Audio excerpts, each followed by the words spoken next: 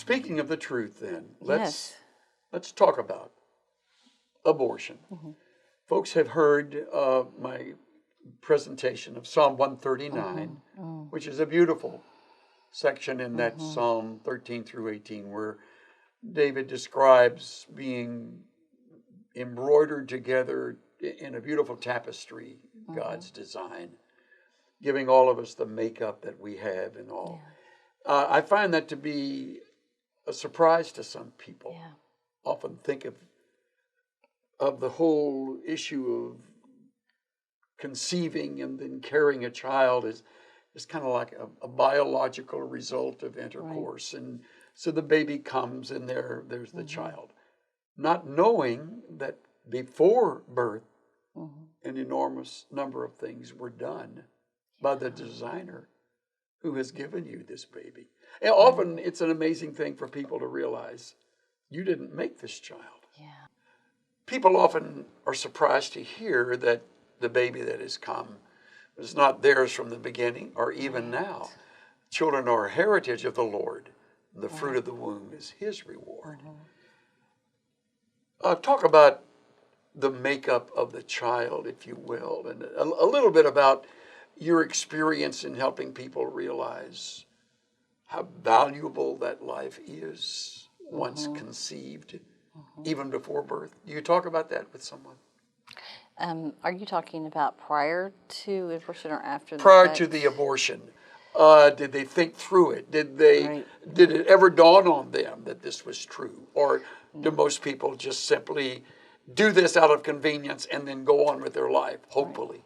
Yeah. Is that more the I think people probably do not think, if I had to guess, because I think that is the thing is that people don't think about that. Yeah. I think it's easier not to hide that piece. So it is convenient. Yeah. It is easier to go on. Yeah. And so what, we find is that, especially, for women and men too, a big coping mechanism is repression. So they'll repress those things and those thoughts for years and years. I see. I may be dealing with a woman 20 years out, 25 years out, 30 years out. Still dragging that anchor? Still dragging the anchor. Absolutely. Wow. And it's very difficult. And speaking of that beautiful verse, I have a friend, so this isn't necessarily a client issue, but she grew up in Iran and one of 12 children. And there were 3 sisters, one of which she was, and that were told their whole lives that they were to be aborted. And an abortionist would come by people's homes to abort their babies in Iran at that time. And she was told, they came 3 times to abort her, and each time it was thwarted.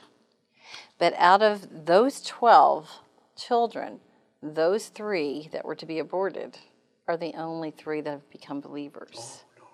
And my friend in particular, which I'll speak of, when she came to America at 17, very hungry, didn't have much. It was the revolution. It was a very difficult time.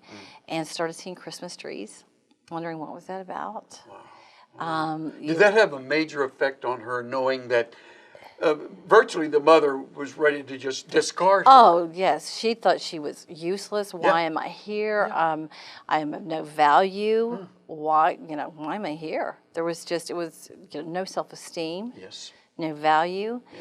And so, you're just going through life empty, lonely. And so she starts seeing these Christmas trees, invited to a Christmas party, or actually a Bible study, Bible study. And because there was food there, and through that work, she became a believer, but still left with those feelings until she came upon that verse.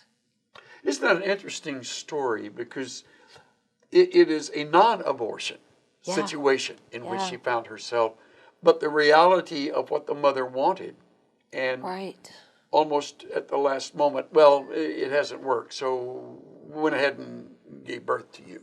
Yeah. And she's one among a whole large number in the family, which added to the feeling of worthlessness. That's absolutely right. Yes, and they're all majorly involved in Christian ministry. Are they really? Now, just a detail here that I won't go any further with it, but has she married? And yes.